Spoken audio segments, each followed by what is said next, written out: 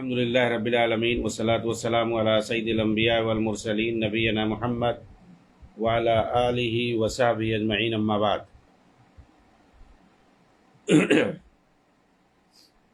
محترم ناظرین کرام، خوارج کے شبہات پر گفتگو چل رہی تھی۔ اسی ضمن میں شیخ سعد الزعتری حفظہ اللہ اپنی کتاب حقیقت الجہاد فی فلسطین کے اندر آگے کہتے ہیں، جو وقت کے خوارج ہیں اخوانیوں سے مخاطب ہو کر کے کہ تم سب سید قطب کی امامت پر متفق ہو، وہ سید قطب جو کہ دور حاضر کے خوارج کے سرغنہ ہیں، اور تم سب اس بات پر بھی متفق ہو کہ تمہارے اوپر حکام کے لیے کوئی بیعت نہیں ہے، جس طریقے سے ان کے سرغنوں نے انہیں کہا ہے، اور نہ ہی کوئی سموتات ہے، بلکہ بیعت اور سموتات تم اپنے پیروکاروں پر واجب کرتے ہو، اس امیر اور مرشد کے لیے جو تمہاری جماعت کا ہوتا ہے، یعنی جو ملک کا حاکم ہوتا ہے اس کے لیے یہ بیعت اور سموتات نہیں مانتے،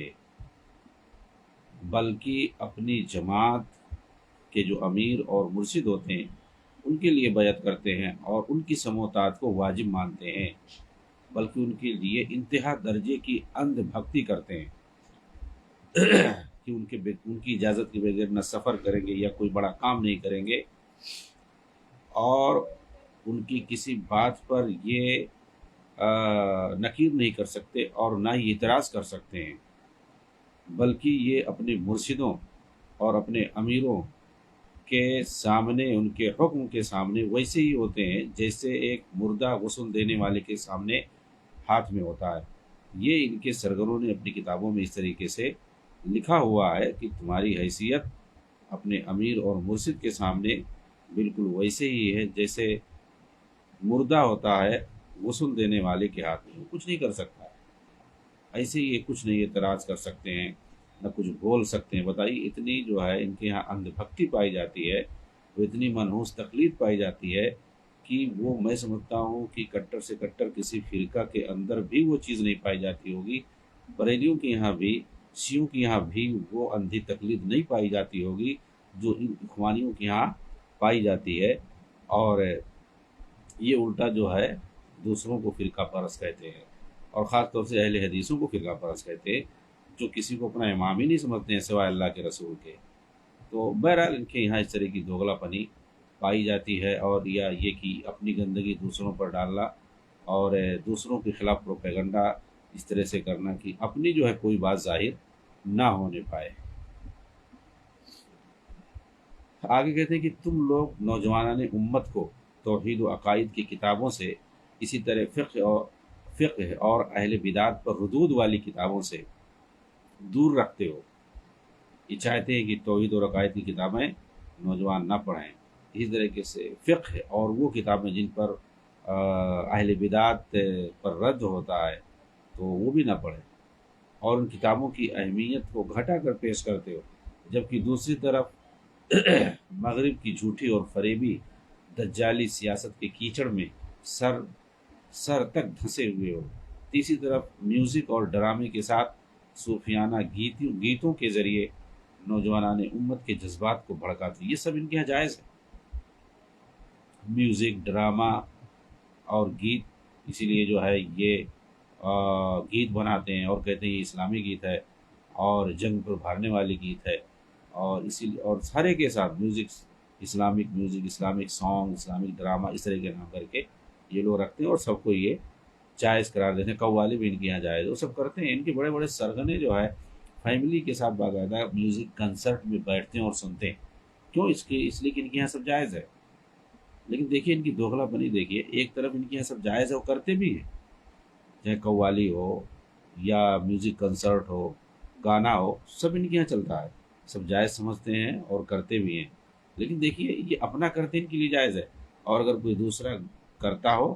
تو اس کو پروپیگنڈا کریں گے، ارے یہ اسلام میں حرام ہے، ایسا کہہ رہے ہیں، یہ تو اب گئے، اب یہ جو ہے برباد ہو جائے گی، اب ان کے اوپر عذاب آنے والا۔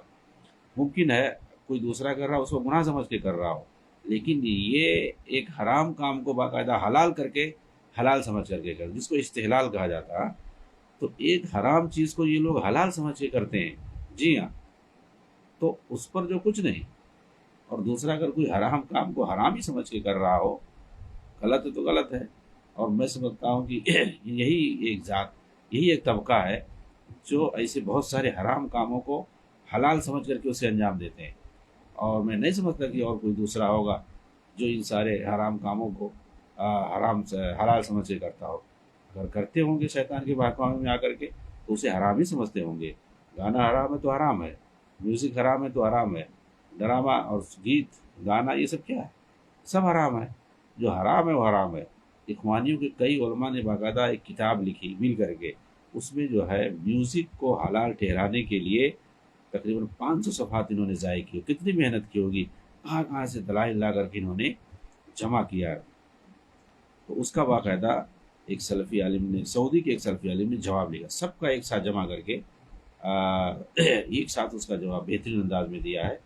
اور جو ہے میوزک کو حرام ٹھہرایا ہے تمام دلیلوں کے ساتھ، اور ان کا رد کیا ہے ان اخوانیوں کا۔ اب دیکھیں یہ کتنی محنت کرتے ہیں حرام چیز کو حلال ٹھہرانے کے لیے، اور سلفی علماء کیا کرتے ہیں، جو حرام ہے وہ حرام ہے اس کا جواب دیتے، ان کو جواب دیتے دیتے ان کا ٹائم ختم ہو جاتا ہے۔ تو اس کا جو ہے ترجمہ بھی الحمدللہ میوزک کی حقیقت، ہاں، تو اس کا جو ہے ترجمہ آ چکا ہے باقاعدہ۔ تو بہرحال ان پہ تعجب ہے، ایک طرف یہ سارے حرام کام یہ اسے حلال سمجھ کر کے کرتے ہیں تو کوئی مسئلہ نہیں ہے، اور اگر کوئی حرام سمجھ کر کے کرتا ہے تو اس کے اوپر جو ہے بوال یہ کھڑا کرتے ہیں، پروپیگنڈا کریں گے، بس عذاب آنے والا، وہ دیکھو میوزک کنسرٹ چل رہا ہے، گانا، حالانکہ ان کے گھر میں چل رہا ہوگا، ان کے محلوں میں چل رہا ہوگا، اور یہ حلال سمجھ کے کرتے ہیں، نعوذ باللہ۔ تو یہ ان کی جو ہے دوگلا اپنی ہے اور کوئی چیز نہیں ہے۔ کہتے ہیں کہ تم لوگ جو ہے سر سے پاؤں تک دجالی سیاست کے کیچڑ میں پھنسے ہوئے ہو، تمہارے یہاں میوزک، ڈرامے، صوفیانہ گیت، ان سب کو تم لوگ جائز قرار دے رکھے ہو تاکہ امت کے نوجوانوں کے جو ہے جذبات کو بھڑکاؤ، تاکہ انہیں اپنی مظلومہ جہاد کے لیے کھڑا کر سکو ان تمام چیزوں کے ذریعے سے، اور اپنی مظلومہ شہادت تک انہیں پہنچا سکو۔ ہاں، ایسا برین واش کر دیں گے، اور خود کش حملہ کرنے پر ابھار دیتے ہیں، یہاں تک کہ اس طرح وہ خود کش بمباری کر کے خود کو بھی آگ کے حوالے کرتے ہیں اور معصوم جانوں کو بھی مارتے ہیں۔ شیخ الاسلام نے کہا کہ یہاں مقصود یہ ہے کہ جہاد کے معاملے میں جدید گیتوں کے اندر گرچہ یہ گمان رکھا جاتا ہو کہ اس میں امت کے لیے مصلحت ہے، مگر جہاد کے لیے تیار کرنے کے تعلق سے سلف سے جو معروف طریقہ پایا جاتا ہے، یعنی مطلب کہ جہاد پر لوگوں کو کیسے ابھارا جائے، تو اس کے لیے جو ان کے یہاں طریقہ پایا جاتا ہے وہی ہم دیکھیں گے اور اسی پر اتفاق کریں گے، اور اسی میں کہہ رہے ہیں کہ مصلحت راجحہ ہے، کیونکہ ہر چیز میں سلف کا طریقہ ہی اکمل اور بہتر ہے۔ چنانچہ ایک مسلمان کو چاہیے کہ وہ سلف کے منہج پر چلے اسی قدر جتنا اس کی طاقت ہو، جیسا کہ اللہ تعالیٰ نے فرمایا فاتقوا اللہ ما استطعتم، اور نبی پاک صلی اللہ علیہ وسلم نے فرمایا کہ جب میں تمہیں کسی کام کا حکم دوں تو اسے انجام دو اسی قدر جتنا تمہیں طاقت ہو۔ یہ جو ہے کتاب الاستقامہ جو شیخ الاسلام ابن تیمیہ کی ہے، اس کے اندر آپ نے یہ لکھا ہے۔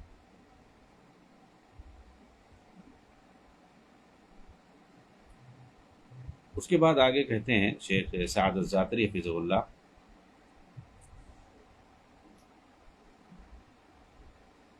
سو اے لوگو دور حاضر کے خوارج کے سرگنوں سے بچ کر رہو، کیونکہ اب ان کا وقت قریب آ چکا ہے، ان کی تباہ کاریاں بہت ہو چکی ہیں، جن کے سروں میں خوارج کا بھوت سوار ہے وہ جلد ہی ختم کر دیا جائے گا۔ دور حاضر میں خوارج کا سرغنہ سید قطب ہے، جس کی کتابوں میں اسلامی معاشرے کی تکفیر جگہ جگہ پائی جاتی ہے، یہ دعویٰ کرتے ہوئے کہ اللہ کی شریعت کے مطابق فیصلے نہیں کرتے ہیں، پھر اس کی پیروی بہت سارے لوگ کرتے ہیں، جیسے کہ یعنی مطلب سید قطب کی پیروی عربوں میں بہت سارے لوگوں نے کی ہے حکام کی تکفیر کرنے میں، یہ کہتے ہوئے کہ یہ شریعت کے مطابق فیصلے نہیں کرتے، حکمرانی نہیں کرتے، تو ایسی صورت میں کافر ہے۔ یہ تکفیر کرتے ہیں، ڈائریکٹ تکفیر کرتے ہیں، حالانکہ جو ہے ڈائریکٹ کسی کی تکفیر نہیں کی جا سکتی ہے، خواہ وہ حاکم ہو یا محکوم۔ پھر اس کی پیروی کہہ رہے ہیں کہ بہت سارے لوگوں نے، اسی طریقے سے بہت سارے دوسرے اخوانیوں نے بھی یہی بات کہی ہے، سید قطب کی ہاں میں ہاں ملائی ہے۔ بلکہ تقریباً تمام جو ہے، جو بھی اس کے ممبر ہوتے ہیں اخوان المسلمین کے، تقریباً تمام لوگ تکفیر کے قائل ہوتے ہیں، اور خاص طور سے تکفیر حکام۔ ان میں نام لے رہے کچھ جو زیادہ جو ہے مشہور ہوئے ہیں، اور جنہوں نے تکفیر ہی نہیں صرف کیا بلکہ تکفیر کے بعد اس پر جو احکام مرتب ہوتے ہیں، یعنی قتل کرنا، فساد مچانا، وہ بھی سب کیا ہے۔ جیسے کہ محمد مسعری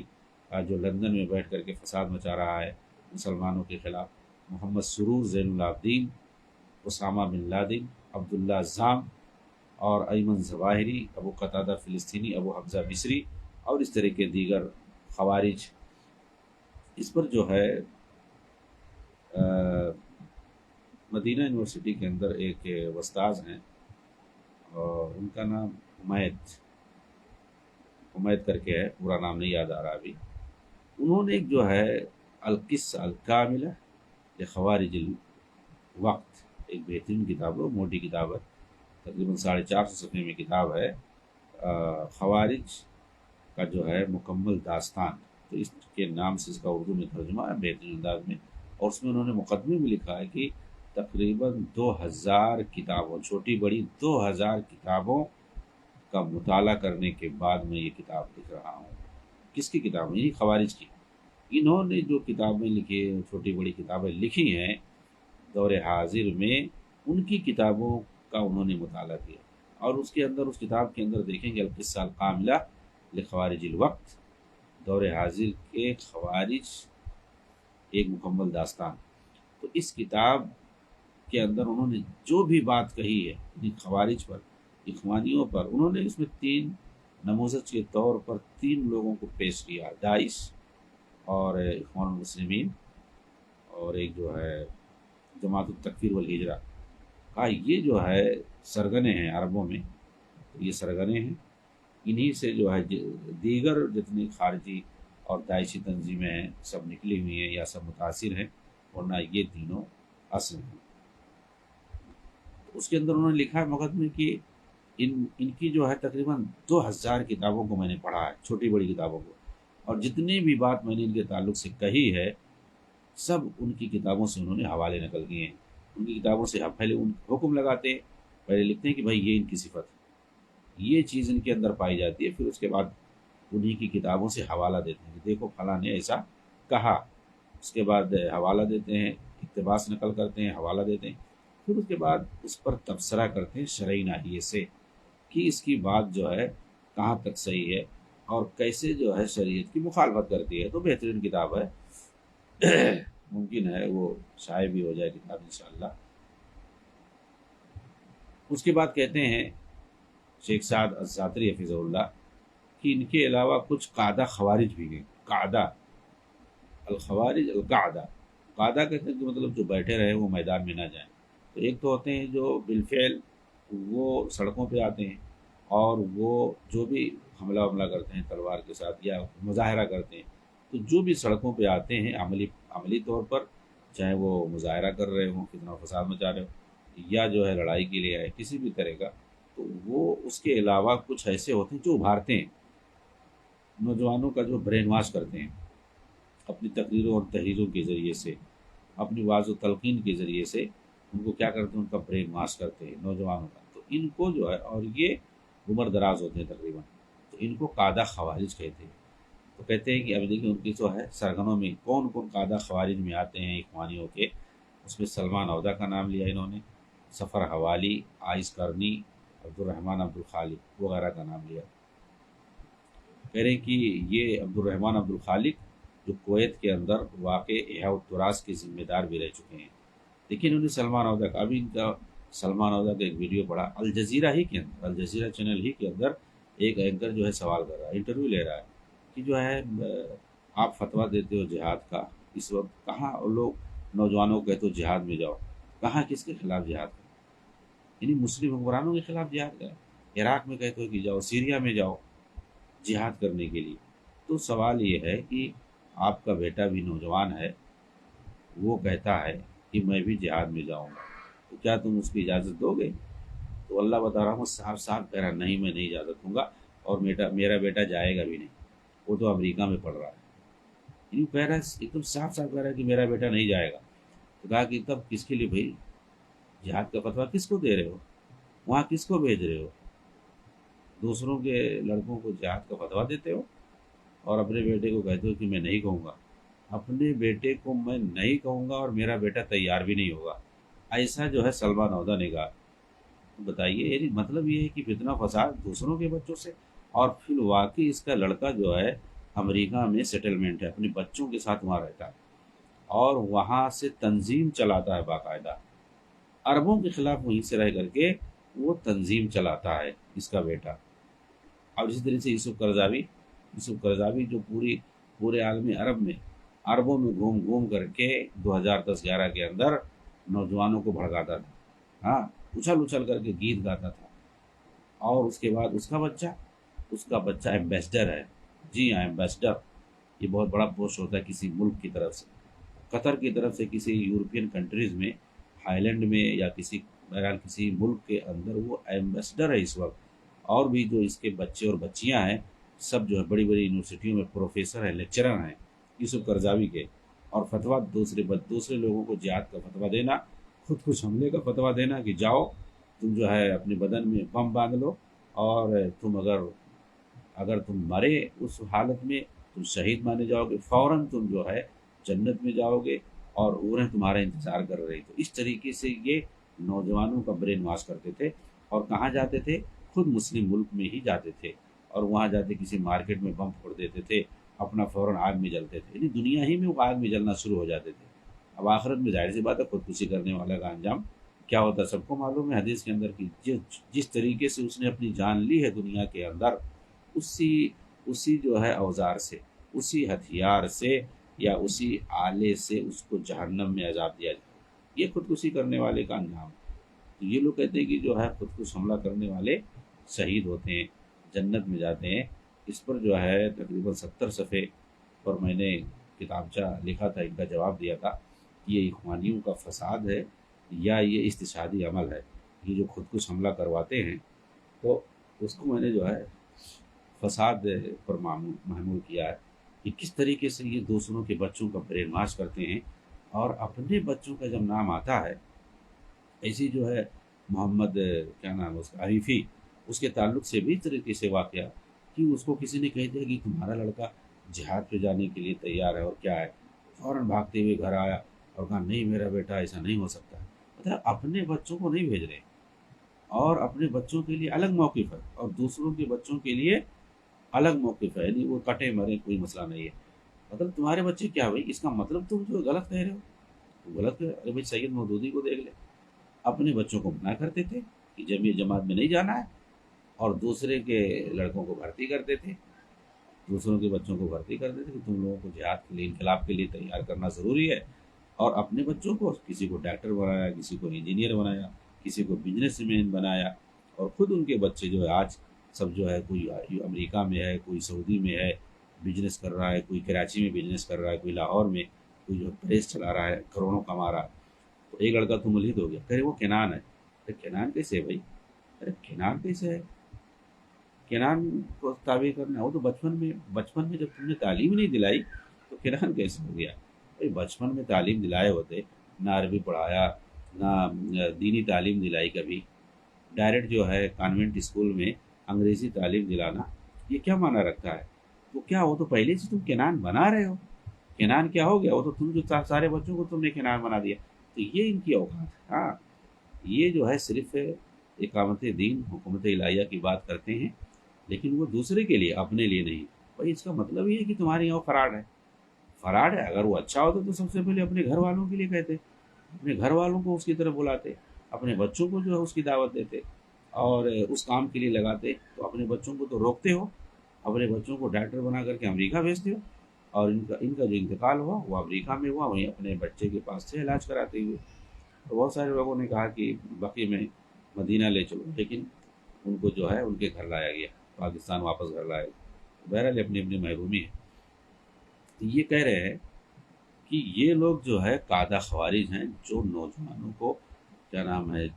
فساد کے لیے ابھارتے ہیں، ان کا برین واش کرتے ہیں۔ اس میں کچھ لوگوں کا نام انہوں نے گنایا، اسی طریقے سے آگے کہہ رہے ہیں یوسف قرضاوی بھی ہے اسی میں، طارق سویدان بھی ہے، محمد عریفی ہے، نبیل عوضی ہے، ابو الحسن معاربی مصری ہے، محمد مغراوی مغربی ہے، مغربی سے مراد جو مراکش کے ہوتے ہیں، اور اسی طریقے سے ابو اسحاق کوئنی مصری ہیں، محمد حسان مصری ہیں، اسی طرح اسکندریہ مدرسہ کا گروپ، پورا اسکندریہ کا گروپ ہے۔ اس میں دیکھیے میں یہاں پر ایک بات واضح کروں، اسکندریہ میں جس مدرسے کی طرف یہ اشارہ کر رہے ہیں یہ سمجھنے والی ہے، وہ مدرسہ جو ہے سلفیہ سے مشہور ہے لیکن وہ اخوانیوں کا ہے۔ اسکندریہ میں جس مدرسے کے گروپ کی طرف سے، اور اسی میں یاسر برہامی وغیرہ ہیں، تو وہ پورا گروپ ہے وہ اخوانیوں سے نکلا ہوا ہے۔ وہ لوگ بھی ایک سیاسی پارٹی حزب النور بنا کے رکھے ہوئے ہیں، اور اسی نے ایک بار فتویٰ دیا تھا یاسر برہامی نے، تو بہت سارے لوگوں نے کہا دیکھو سلفیوں کا فتویٰ آیا ایسا اور ویسا، تو اس نے جو ہے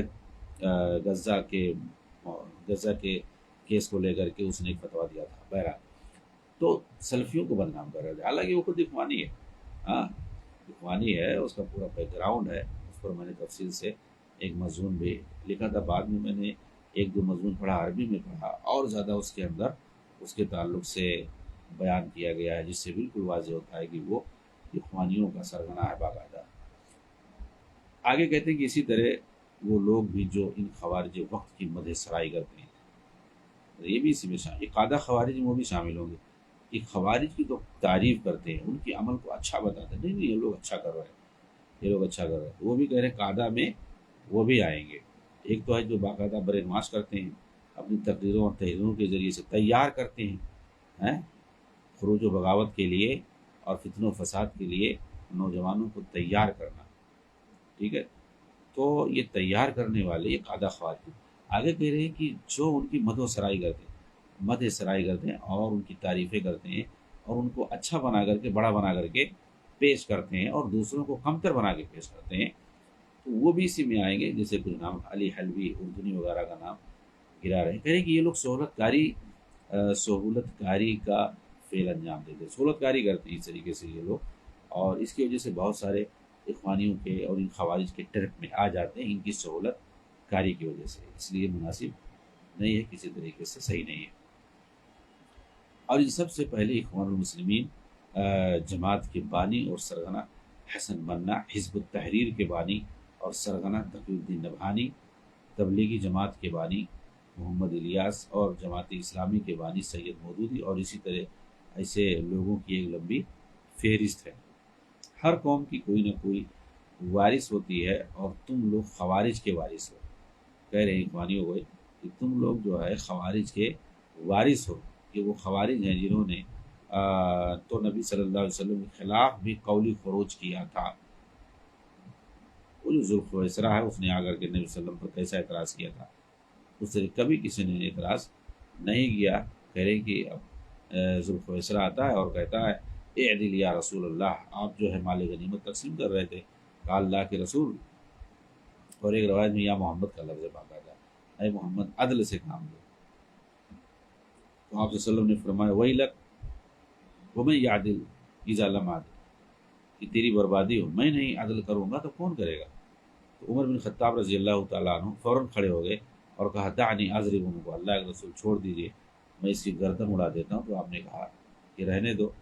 فإن له أصحابا يحقر أحدكم صلاته مع صلاته وصيامه مع صيامه، کہ مطلب یہ لوگ ایسی نمازیں پڑھیں گے کہ تم اپنی نمازوں کو حقیر جانو گے، اور اسی طریقے سے یہ ایسا روزہ رکھیں گے تم اپنے روزوں کو حقیر سمجھو گے، یعنی ظاہری طور پر تو بڑا تقوی شعار بنیں گے، لیکن اللہ کے رسول نے آگے فرمایا یمرقون من الدین کما یمرق السهم من الرمیہ، لیکن یہ دین سے ایسے نکلے ہوئے ہوں گے جیسے تیر جو ہے شکار سے نکل جاتا ہے۔ اس کے بعد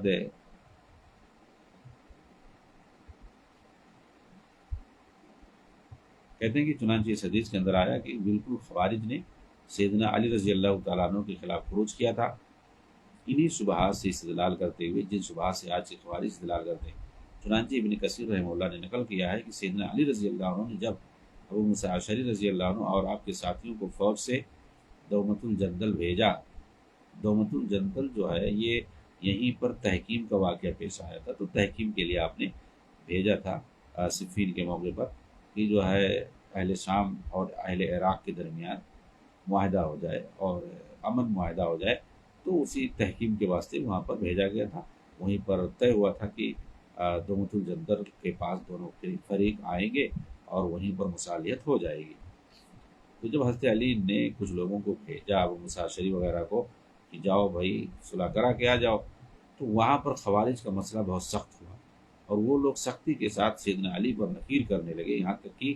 حتیٰ کہ انہوں نے آپ کی تکفیر کر ڈالی، حضرت علی کو کافر کہنے لگے۔ چنانچہ ان میں سے دو لوگ آپ کے پاس آئے، ایک کا نام زرع بن برج تائی تھا اور دوسرے کا نام ہرقوس بن زہیر سعدی تھا۔ دونوں نے کہا اللہ کے سوا کسی کا فیصلہ نہیں چلے گا۔ تو علی رضی اللہ عنہ نے کہا ٹھیک ہے، اللہ کے سوا کسی کا فیصلہ نہیں چلے گا۔ تو آپ سے ہرقوس نے کہا یہی خارجی ہے، پھر آپ اپنی غلطی پر توبہ کریں اور ہمارے ساتھ ہمارے دشمنوں کے ساتھ پاس چلیں جن سے ہم قتال کریں گے یہاں تک کہ اللہ کی راہ میں شہید ہو جائیں گے۔ اس پر حضرت علی نے کہا کہ تم نے اس کا ارادہ کیا مگر تم اس سے پیچھے ہٹ گئے، جبکہ ہمارا ان کے درمیان معاہدہ ہے۔ اللہ تعالیٰ نے فرمایا جب معاہدہ کر لو تو اسے پورا کرو۔ تو آپ سے ہرقوس نے کہا یہ گناہ ہے، ضروری ہے کہ آپ توبہ کریں۔ تو سیدنا علی نے کہا کہ یہ کوئی گناہ نہیں ہے بلکہ یہ رائے کی کمزوری ہے، اور اس تعلق سے میں نے تمہارے سامنے واضح کر دیا ہے اور تمہیں اس سے منع کر دیا ہے۔ تو اس پر زرع بن برج نے کہا اللہ کی قسم ہے علی، اگر آپ نے کتاب اللہ میں لوگوں کو حکم بنانا نہیں چھوڑا تو اس پر میں آپ سے قتال کروں گا اور اس کے ذریعے میں اللہ کی رحمت اور اس کی خوشنودی حاصل کروں گا۔ اس پر سیدنا علی رضی اللہ عنہ نے کہا تیری تباہی ہو، تم کس قدر بدبخت ہو، ایسا لگتا ہے کہ گویا میں تجھے میدان میں مقتول پڑا دکھ رہا ہوں جس پر ہوائیں ریت اڑا رہی۔ اس نے کہا میں چاہتا ہوں کہ ایسا ہی ہو۔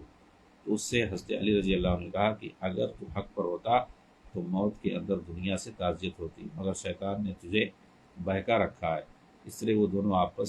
آپ کے پاس سے نکل گئے اور جا کر اسے لوگوں میں عام کر دیا، یہاں تک کہ انہوں نے سیدنا علی کا تعرض کیا آپ کے خطبے میں اور آپ پر سب و شتم کیا، یعنی برا بھلا کہا خوارج نے، اور آپ کے خلاف پرانی آیتوں سے غلط استدلال کیا۔ اور ایسا اس وقت ہوا تھا جب سیدنا علی رضی اللہ عنہ نے ایک دن جمعہ کے خطبے میں خوارج کے مسئلے کو بیان کیا اور پھر ان کی مذمت کی، تو انہی میں سے کچھ لوگ کھڑے ہو گئے اور کہنے لگے اللہ کے سوا کسی کا فیصلہ نہیں چلے گا۔ انہی میں سے ایک شخص کھڑا ہوا، اپنے کانوں میں انگلیوں کو رکھ کر اللہ تعالیٰ کا یہ قول پڑھنے لگا وَلَقَدْ أُوحِيَ إِلَيْكَ وَإِلَى الَّذِينَ مِن قَبْلِكَ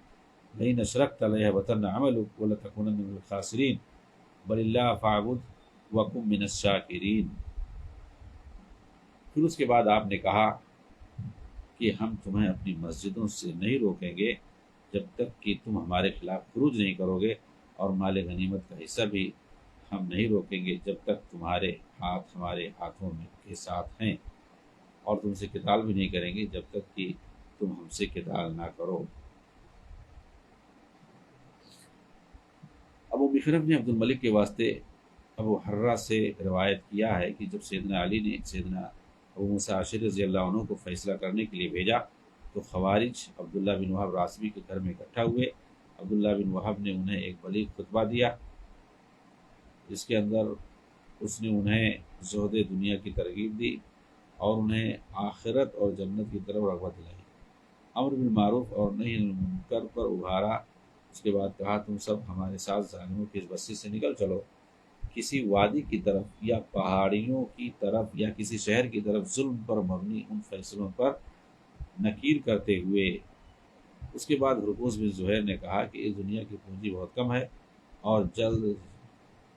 جلد ہی اس سے جدا ہو جانا ہے، اس لیے اس کی زیب و زینت تم کو یہاں ٹھہرنے کی دعوت نہ دے، اور طلب حق اور ظلم پر نکیر کرنے سے تمہیں کوئی چیز متوجہ نہ کرے۔ یقیناً اللہ تعالیٰ متقیوں کے ساتھ ہے اور ان لوگوں کے ساتھ ہے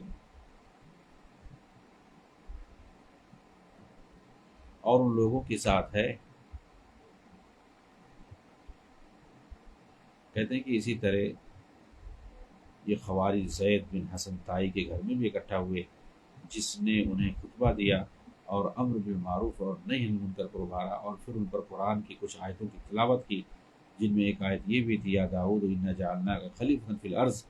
فاحکم بین الناس بالحق ولا تتبع الہوی فیضلک عن سبیل اللہ، اے داؤد ہم نے تمہیں زمین میں خلیفہ بنا دیا،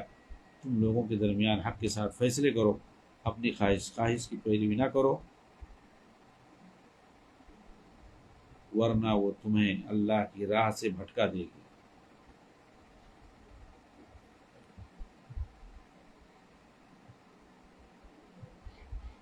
اسی طرح اللہ کا ایک قول بھی ہے، جو اللہ کی نازل کردہ شریعت کے مطابق فیصلہ نہ کرے وہ کافر ہے۔ اسی طرح اس کے بعد کی دو آیتیں جن کے اندر انہیں ظالم اور فاسق بھی کہا گیا ہے، پھر اس کے بعد میں کہا کہ میں گواہی دیتا ہوں کہ ان لوگوں نے خواہشات نفس کی پیروی کر لی ہے اور کتاب اللہ کے فیصلے کو پس پش ڈال دیا اور قول و عمل میں زیادتی کی ہے، سو ان سے جہاد کرنا مومنوں پر واجب ہے۔ یہ سن کر انہی میں سے عبداللہ ابن سبخرہ نامی ایک شخص رونے لگا، پھر اس نے لوگوں کو خروج کیا اور بغاوت اروارتے ہوئے کہا کہ ان کے چہروں پر اور ان کی پیشانیوں پر تلواروں سے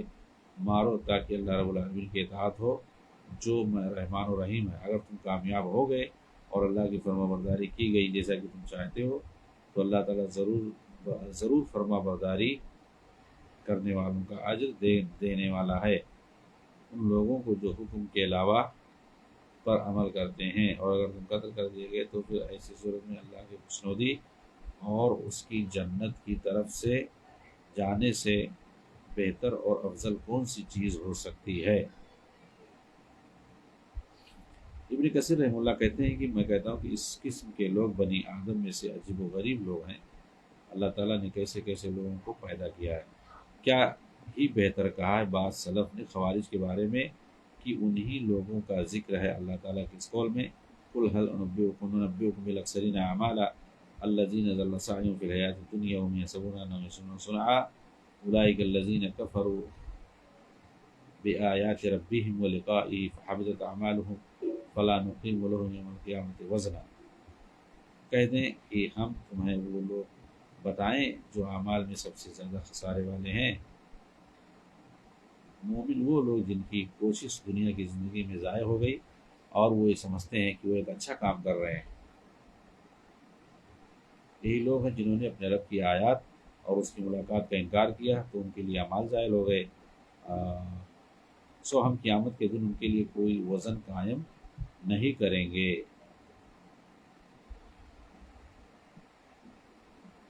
اس سے واضح ہوا کہ وہ شبہات جو متقدمین خوارج کے یہاں تھے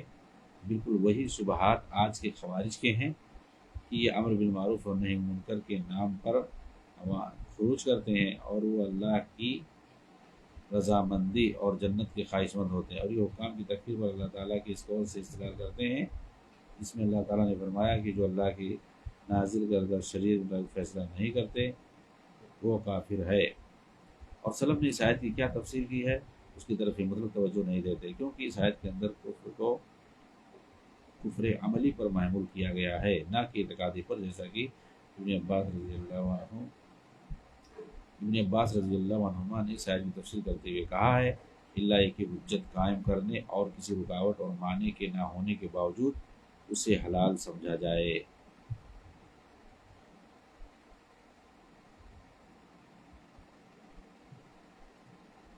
بہرحال اسی پر میں اپنی بات کو ختم کرتا ہوں، انشاءاللہ اگلی بار پھر اسی سبق کو آگے بڑھاتے ہوئے اپنی بات رکھیں گے۔ والسلام علیکم ورحمۃ اللہ وبرکاتہ۔